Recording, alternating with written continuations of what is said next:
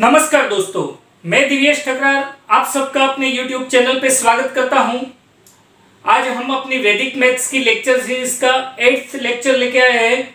Last lecture में हमने जो अपना वैदिक मैथ्स है उसका सूत्र 4 परावर्तीय योजी जो था वो कंप्लीट किया था। आज हम 5th सूत्र स्टार्ट करने जा रहे हैं जिसका नाम है शून्यम साम्य समुच्चय, जिसका ट्रांसलेशन होता है when the samuccayas are same then it is zero। ये सामुच्चय क्या है अभी आपको सवाल होगा। तो ये जो सामुच्चय है उसको समझने के लिए हम 5 डिफरेंट केसेस लेंगे, तब आपको समझ में आ जाएगा कि ये इसका ट्रांसलेशन का मीनिंग क्या हो रहा है एक्चुअली। तो देखते हैं पहला केस।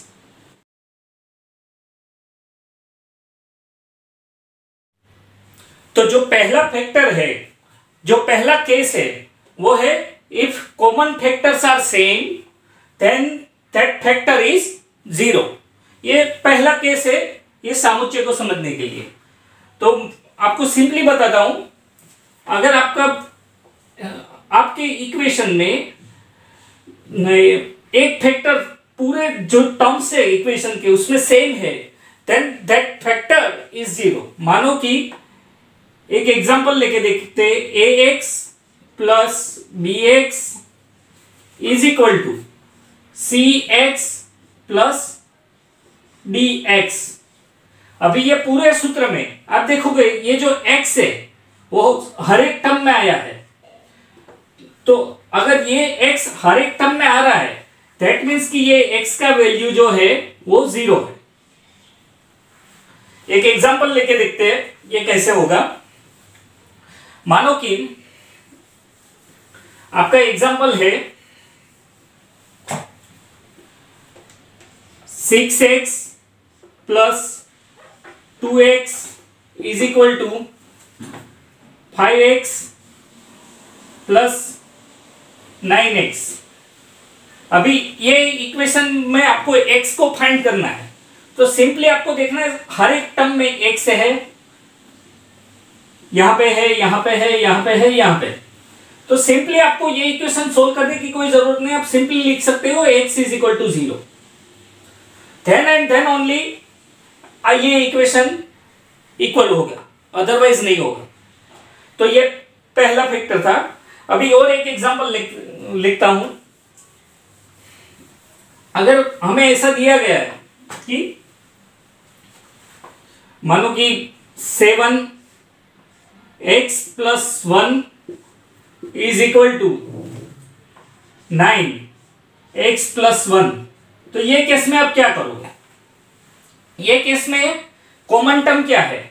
x प्लस 1 और x प्लस 1 ये दोनों ही साइड कॉमन है, पूरे टर्म में ये दोनों कॉमन है। तो आप x प्लस 1 को क्या y कंसीडर करेंगे हम।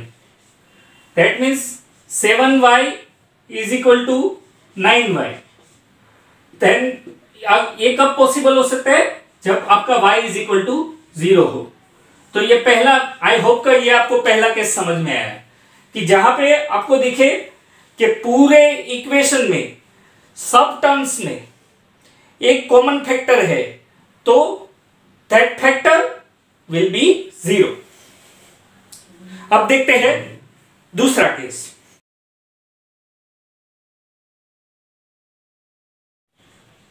जो दूसरा केस है वो है if the product of independent terms are same then the variable is 0।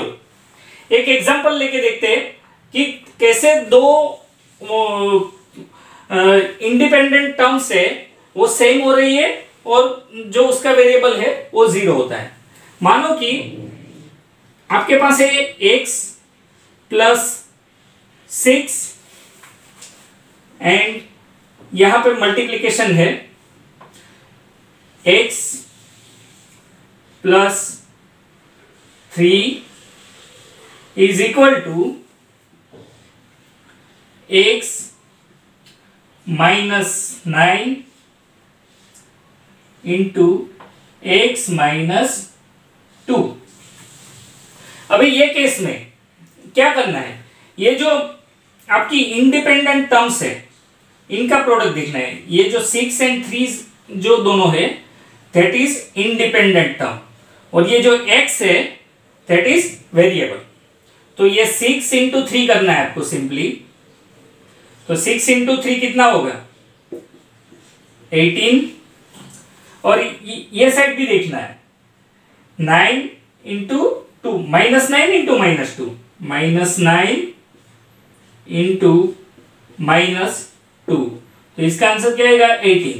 तो ये दोनों साइड ये जो इंडिपेंडेंट टर्म्स है उनका मल्टीप्लिकेशन, उनका प्रोडक्ट सेम हो रहा है। तो उस केस में आपको ये जो वेरिएबल है x, उसको सिंपली सोल्व करने की जरूरत नहीं, सीधा लिख दो x इज इक्वल टू 0, यही आंसर होगा।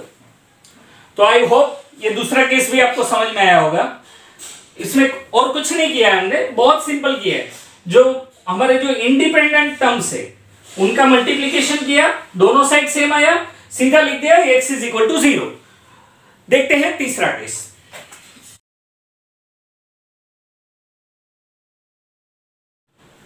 जो तीसरा केस है वो है if numerators are same then sum of denominators is 0। तो इस केस में कैसा होगा, एक एग्जांपल लेके देखते हैं। If 6 divide by 2x plus 1 plus 6 divide by 3x plus 4 is equal to 0, बराबर। तो ये केस में क्या है, ये जो 6 है दोनों का न्यूमरेटर वो सेम है, देन आपका जो ये जो डिनोमिनेटर है उनका समेशन करोगे 2x plus 1 plus 3x plus 4, ये समेशन हमेशा ही 0 होगा। ये पूरे टर्म का समेशन हमेशा ही 0 होगा। तो ये तीसरा केस है। आपको पूरा कैलकुलेट करने की जरूरत नहीं, ये सिंपली आपको लिखना है कि 2x plus 1 plus 3x plus 4 is equal to 0 if numerators are same. तो अब देखते हैं फोर्थ केस।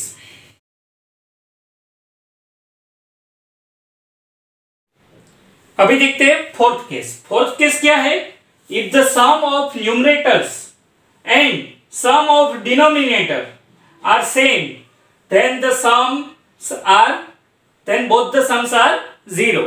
मानो कि आपके पास एक एग्जांपल लेके समझते हैं तभी समझ में आएगा सर। तो ये है 6x plus 3 divide by 9x plus 4 is equal to 9x plus 4 divide by 6x plus 3। अभी ये केस में जब आप ये दोनों के ये जो दोनों टर्म है ये जो दोनों साइड के टर्म्स है उनके न्यूमरेटर का समेशन करोगे, मानो कि 6x plus 3 plus 9x plus 4, ये इक्वल टू अगर ये आता है 9x plus 4 plus 6x plus 3, ये दोनों सेम ही आएगा क्योंकि 15x प्लस 7 और इधर भी आ जाएगा 15x प्लस 7। तो ये दोनों न्यूमरेटर्स और दोनों डिनोमिनेटर्स इनका जो सम है वो सेम हो रहा है। तो आपको सिंपली कुछ नहीं करना है, ये सब निकाल देते हैं और आपको सिंपली लिख देना है कि दिस समेशन, ये दोनों का समेशन ले लो या ये दोनों का समेशन ले लो, ये सीधा ही 0 होगा। ये इक्वेशन सोल्व करने की दूसरा कुछ जरूरत नहीं है, सीधा लिख दो कि इसका समेशन जो है 0 है। इफ न्यूमरेटर्स एंड डिनोमिनेटर्स दोनों का समेशन सेम होता है देन दोनों का समेशन ही 0। तो आई होप ये फोर्थ केस भी आपको समझ में आ गया होगा। अभी देखते हैं केस नंबर 5।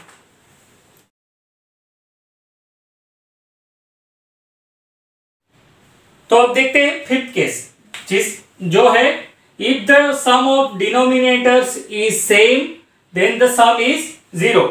एक एग्जांपल लेके देखते हैं ताकि ये सिंपली समझ में आ जाए ये सेंटेंस। देखते एक मानो कि 1 divide by x plus 8 plus 1 divide by x plus 4 equal to 1 divide by x plus 5 plus 1 divide by x plus 7 है। तो ये सभी जो है उनके डिनोमिनेटर देखेंगे। दोनों साइड के अगर डिनोमिनेटर का समेशन सेम आ रहा है तो देन दैट सम इज 0। तो देखते हैं दोनों साइड का समेशन क्या आता है। x plus 8 plus x plus 4 इनका समेशन क्या आ जाएगा 2x प्लस 12। अभी ये साइड का देखते हैं x plus 5 plus x plus 7 ये क्या आ जाएगा 2x प्लस 12। तो ये दोनों सेम है, राइट। तो आपको सिंपली क्या करना है, ये जो समेशन है 2x plus 12 is equal to 0 लिख देना है और कुछ करने की जरूरत नहीं। अगर दोनों साइड के डिनोमिनेटर का समेशन सेम आ रहा है then that summation will be 0। तो आई होप ये फिफ्थ केस भी आपको समझ में आ गया होगा। आज हमने ये जो फिफ्थ सूत्र है उसको 5 डिफरेंट तरीके से समझने का ट्राई किया कि कैसे ये अपने इक्वेशंस को इजी बनाएगा, आपके कैलकुलेशंस को इजी बनाएगा। पूरा इक्वेशन सोल्व करने जाते हैं तो बहुत टाइम लगता है, जबकि ये तरीके से करोगे बहुत सिंपल है। तो यही वैदिक मैथ्स की खूबी है कि ये हमारे कैलकुलेशन को बहुत सिंपल बनाता है। आई होप आज के लेक्चर में आपको सब कुछ समझ में आ गया होगा। अगर समझ नहीं आया तो आप हमें कमेंट बॉक्स में लिख सकते हैं। अगर आपको हमारा ये वीडियो अच्छा लगा तो इस वीडियो को लाइक ज़रूर करें, अपने फैमिली फ्रेंड्स के साथ ज़रूर शेयर करें। अब तक आपने हमारा चैनल सब्सक्राइब नहीं किया है तो ज़रूर हमारे चैनल को सब्सक्राइब करें। Thank you very much. Have a nice day.